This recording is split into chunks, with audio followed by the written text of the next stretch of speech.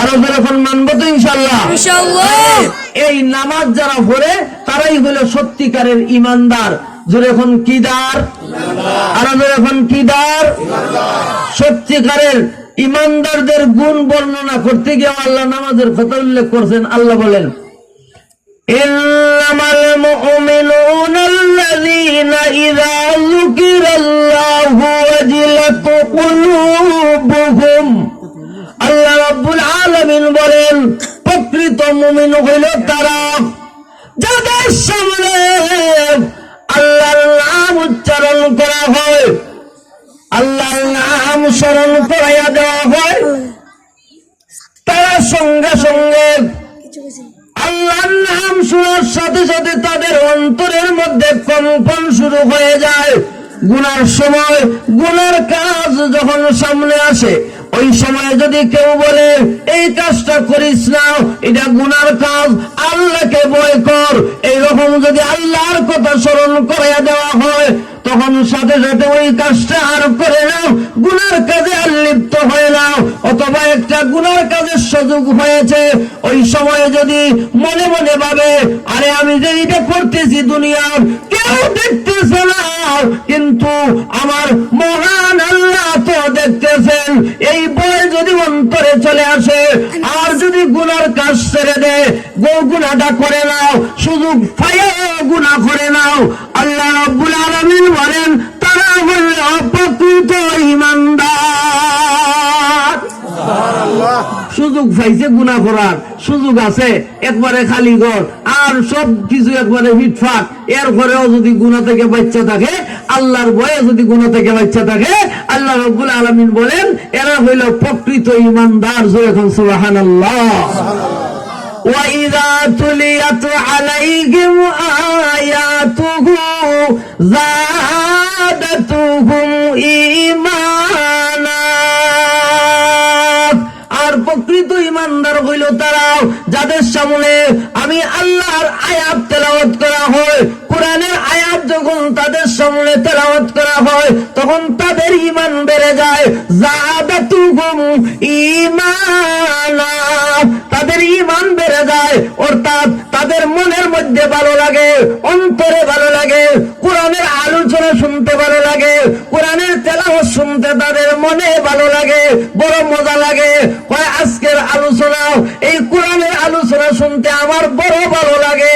এই রকম কোরআনের প্রতি সে আগ্রহী হয়, কোরআন তার কাছে ভালো লাগে। যার কাছে কোরআনের তেলাওয়াত মজা লাগে, কোরআনের আলোচনা যাদের কাছে মজা লাগে, তারাই হইল প্রকৃত ঈমানদার।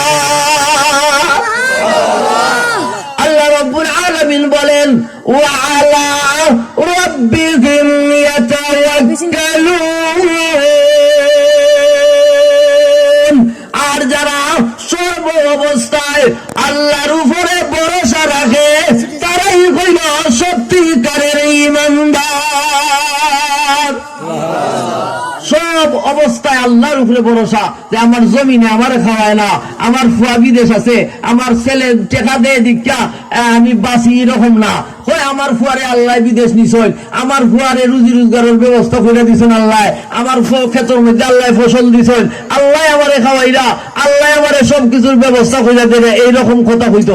আর যদি হয় যে না আসিবার যদি ক্ষেত করতাম না বেড়া, তাহলে উপাস মরি গেলাম মনে কয়নি না, কয় না, ইলা মানুষ এরকম কয়নি না, কয় না। তো এইবার যদি আমার ছেলেরে না পাঠাইতাম, একবারে বুড়ো উপরে গা ছুটি গেল অনেক, কয় না এরকম, এরকম কথা ঠিক না। এরকম কইতেইব যে আল্লাহ আমার ছেলেরে নিয়ে বিদেশ পাঠাইছেন, আমার ছেলেরে বিদেশ দিছেন, যাইবার তৌফিক দিছেন, আল্লাহ আমার ক্ষেত দান দিছেন, আল্লাহ আমার ফসল দিছেন, আল্লাহ আমার সবকিছুর ব্যবস্থা দিছেন, সব রকম ভরসা আল্লাহর উপরে। এটা হইল প্রকৃত ঈমানদারের একটা গুণ। যেরকম সুবহানাল্লাহ। এরপরে আল্লাহ বলেন, আল্লাযীনা ইউকিমুনাস সালাত। আর যারা নামাজ কায়েম করে, তারাই হইল প্রকৃত ঈমানদার।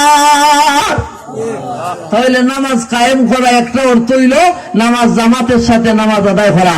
নামাজ কায়েম করার অর্থ কিটা? জামাতের সাথে গিয়া নামাজ আদায় করা, নিজে নামাজ পড়া, অন্যান্য মানুষদেরকেও ডাইকা ডাইকা নিয়া একসাথে বুঝাইয়া বুঝাইয়া লইয়া একসাথে দাঁড়াইয়া নামাজ পড়ার নাম হইল নামাজ কায়েম করা। এখন সুবহানাল্লাহ। তাহলে নামাজ কায়েম করবো ইনশাআল্লাহ, নিজেও পড়বো, অন্যরাও নামাজের কথা কইব, বুঝাইয়া বুঝাইয়া মসজিদে নামাজ দাঁড় করাইয়া একসাথে জামাতের সাথে নামাজ পড়ার নাম হইল নামাজ কায়েম করা। আল্লাহ বলেন আল্লাযীনা ইউকিমুনাস সালাত, যারা নামাজ কায়েম করবে তারাই হইল সত্যিকারের ঈমানদার। ওয়া মিম্মা রাযাকনাহুম ইউনফিকুন, আর প্রকৃত এই মুমিনদের, প্রকৃত ঈমানদারদের আরেকটা গুণ হইল তারা আল্লাহ যা তাদেরকে দান করেছেন ওইগুলা থেকে কিছু আল্লাহর রাস্তায় দান কইরা দেয়। এখন সুবহানাল্লাহ। তাহলে দান করাও প্রকৃত মুমিনের গুণ। দান করা কি যা প্রকৃত মুমিনের